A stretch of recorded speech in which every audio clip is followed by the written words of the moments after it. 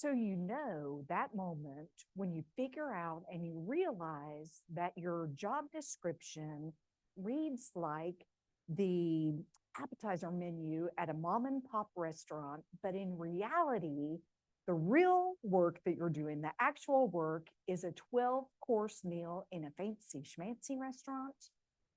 That was Ashley. Ashley and I worked together in a coaching relationship, and she was the in a role that I would call mid-level leadership of this nonprofit organization. And when we started working together, she said, Heidi, the one big goal that I have is that I want to be executive director. And so we thought, how do we do this? How are we going to work on this and help her reach her goal? And so Ashley was, what she had on paper was not actually the work that she was doing. Y'all, she was juggling her job, her boss's job, as well as sometimes moonlighting as the CEO. But here's the kicker.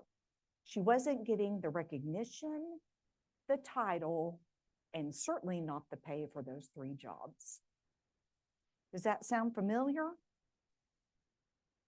So when we started working together, Ashley did 3 things that every woman leader really can and must do.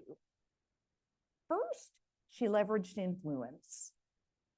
Ashley got really strategic about who within the organization mattered, as well as the larger ecosystem.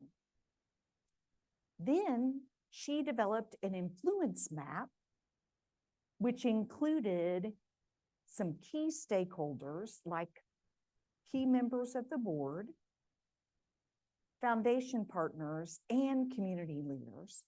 And then she found ways to work alongside with them. Now, y'all, it was not in like a creepy, here I am way, but in ways that she could really add value and solve problems.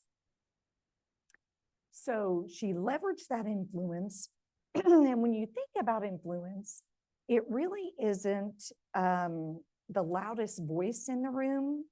What it is doing great work with the right people and in the right circles. The second thing that Ashley did was that she used her voice. Instead of quietly doing the job of 3 people, Ashley thought about, I'm going to raise my voice. So she shared with her boss a weekly report that highlighted her team's impact to the organization around cost savings, metrics, and numbers, and how it tied directly to the mission. Your boss is not Madame Zelda and the mind reader. Closed mouths don't get fed or promoted. The third thing that Ashley did was that she enhanced her network and raised her visibility. So she started thinking about, who are the key folks that I need to speak with? What are the projects that I need to say no to that doesn't add the value that hits our mission or the bottom line? And what are the things that I can say yes to? Yes to the people and yes to the projects that made the biggest difference. She didn't try to please everybody, and that gave her more bandwidth to work on the things that really matter. Collecting LinkedIn connections and growing your network isn't like gathering Pokemon cards. It's about thinking about, who are those people that I need to connect with that will make a difference and pick up the phone for me not only when I have a question, but be maybe an advocate or an ally for me. I will share with you that within 6 months, Ashley got promoted to second in command, and she's next in line for executive director.